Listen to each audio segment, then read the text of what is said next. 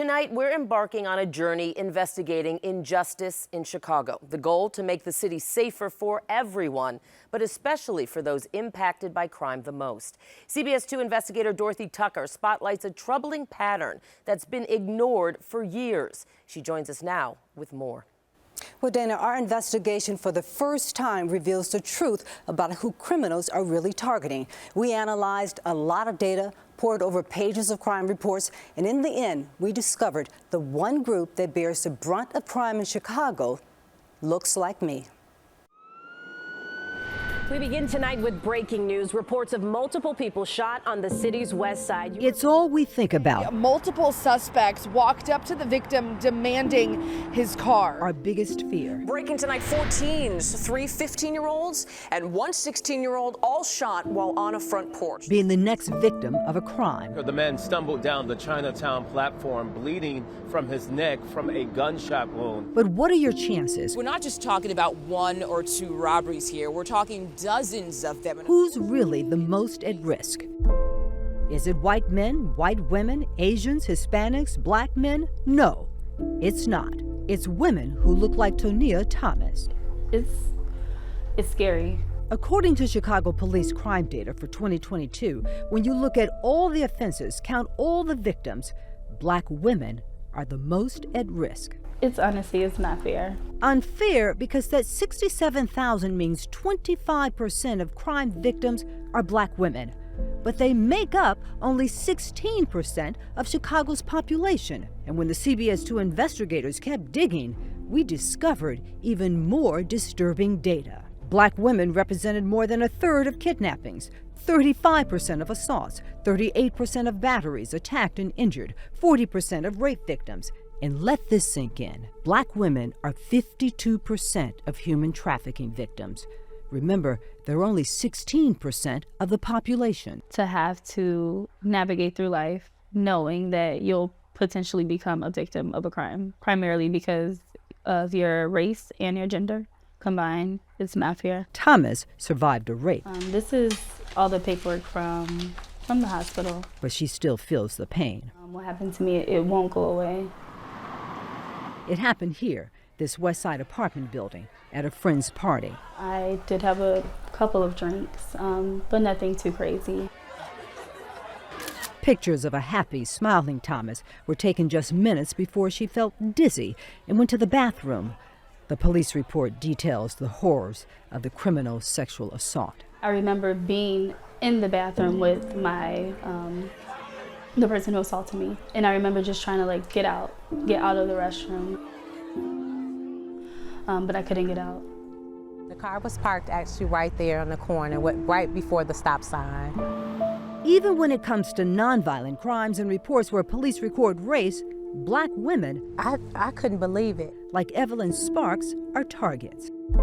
Black women account for 24% of property thefts, arson 28%, car thefts 29%. Again, they're only 16% of the population.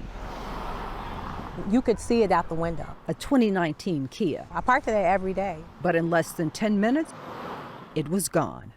Photos of a trashed Kia found by police an hour later. Somebody that takes something that you work so hard for, it just makes you feel very violated. Why are they targets? Because they're, if you want to call it, easy prey. Yes, yeah. Geneva Brown is a professor of criminology at DePaul University. We just had an unfortunate Officer Preston who was killed. She was on her way home at 1:40 in the morning, and she was a target of a robbery, disproportionately. Black women are working third shift jobs. Black women are in communities where there is a lack of a middle class, a lack of a economic foundation that would deter this type of behavior.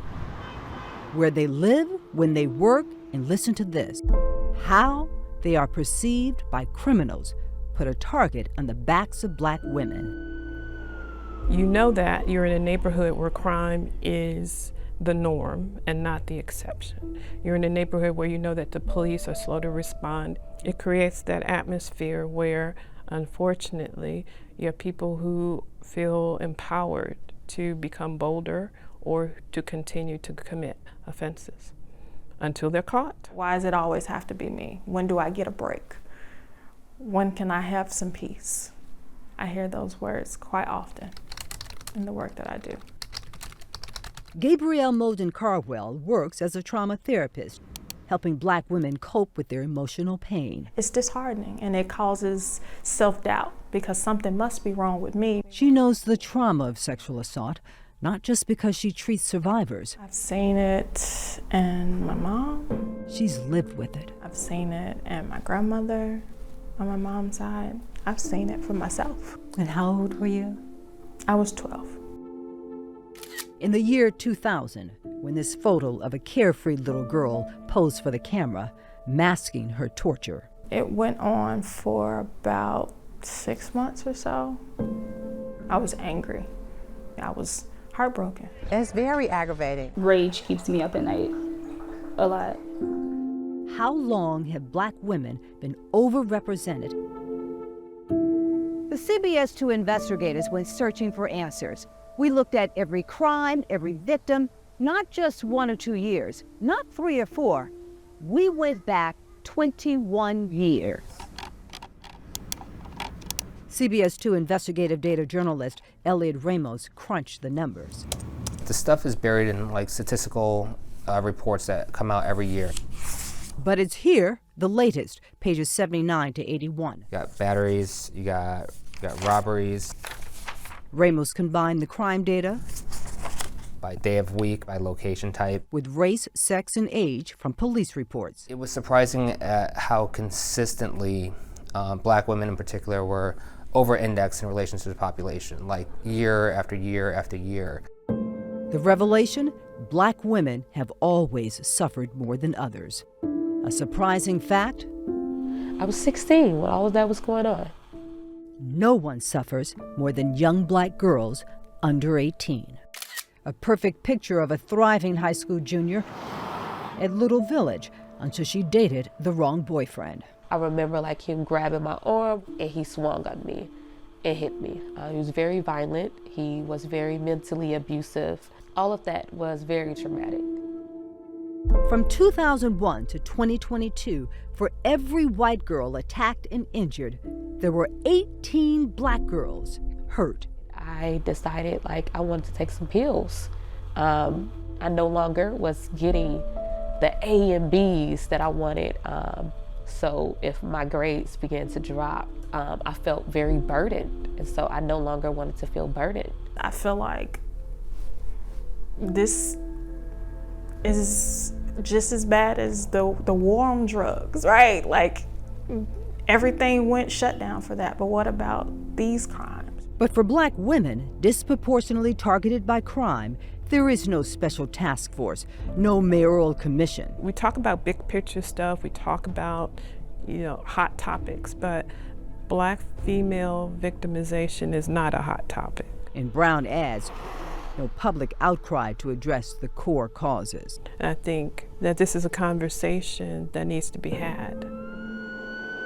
We've been counting CTA attacks, and this one marks 8 in the past 10 days. As a Black woman walking into the world, some of the 14 wounded are still in the hospital. Every day and knowing there's this high probability that something's going to happen to me when I leave the house. And it's like, do you even leave home? But we have to. We can't, live a life where we're sheltered, but why should we have to?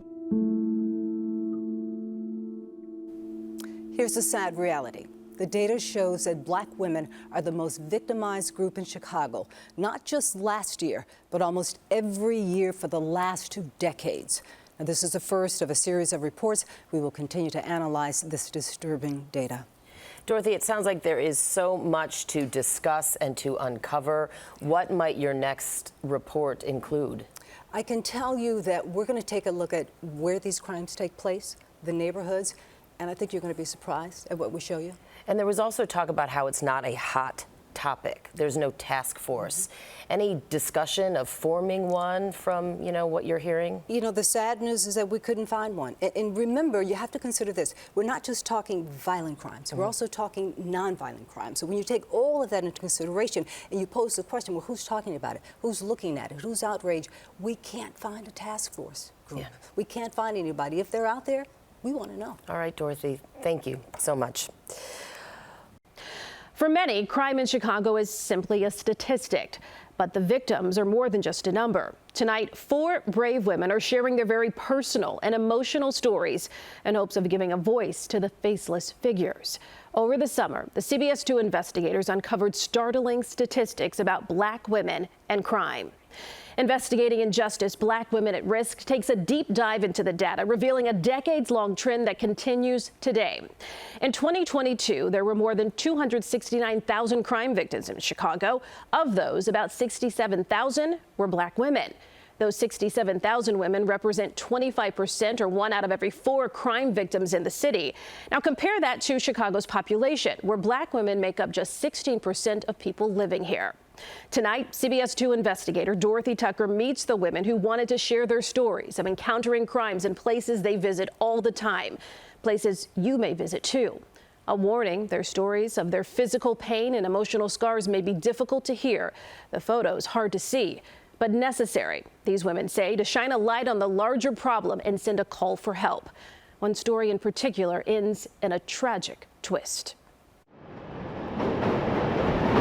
Chicago. Sunshine already in Chicagoland. It'll be here for a while.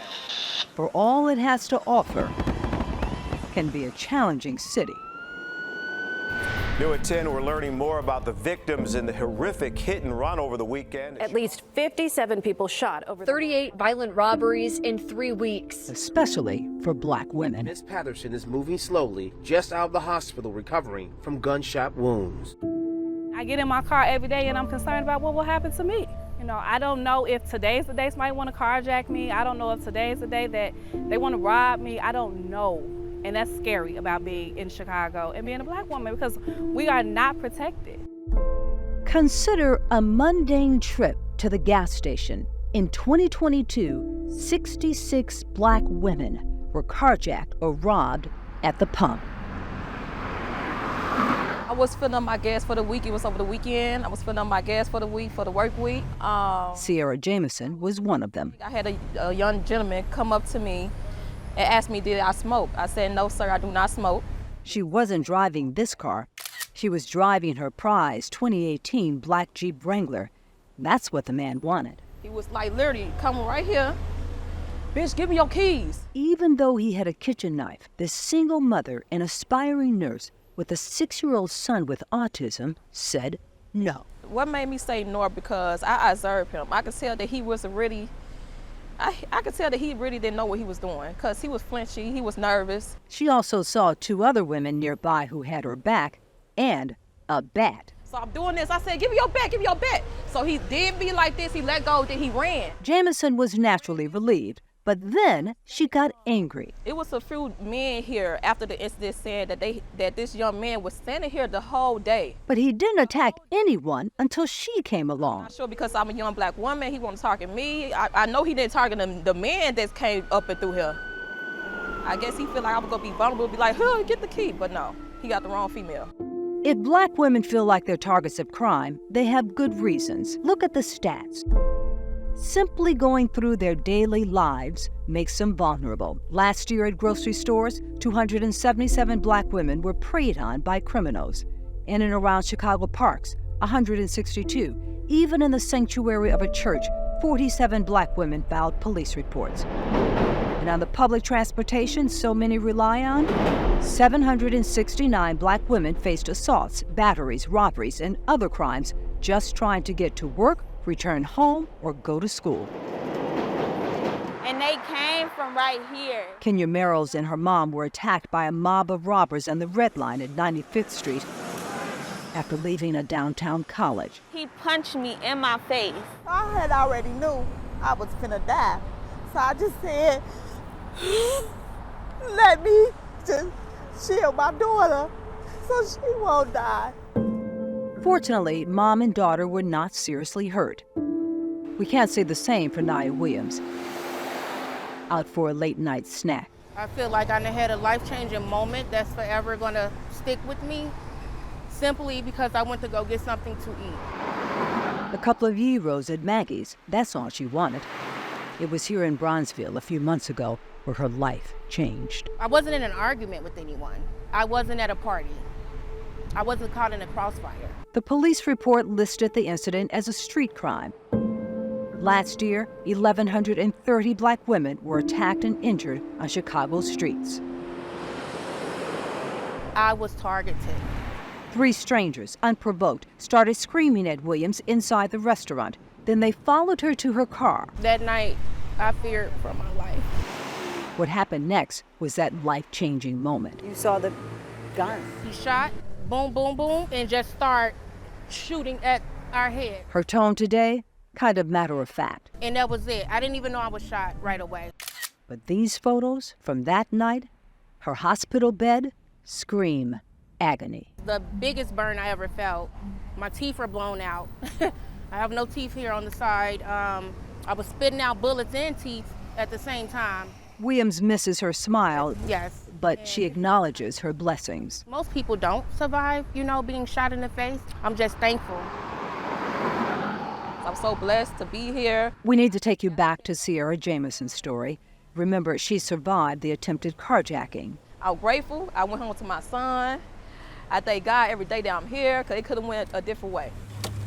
Jamison went home to her son on that day. But less than a month after this interview, she was the victim of another crime. Only this time, she would never see her son again. We're honoring her legacy. We're honoring her life. Jamison was murdered just days after celebrating her 30th birthday, found strangled inside her garage, her body lying next to her Jeep Wrangler. The family released balloons in her memory. My niece is no longer here in flesh, but my niece is always in here in spirit.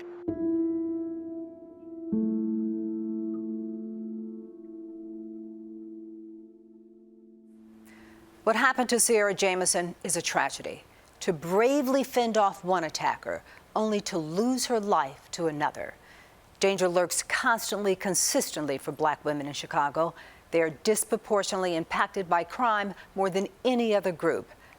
This is a problem that needs to be exposed, and that's what we will continue to do. Dorothy Tucker, CBS 2 Investigators.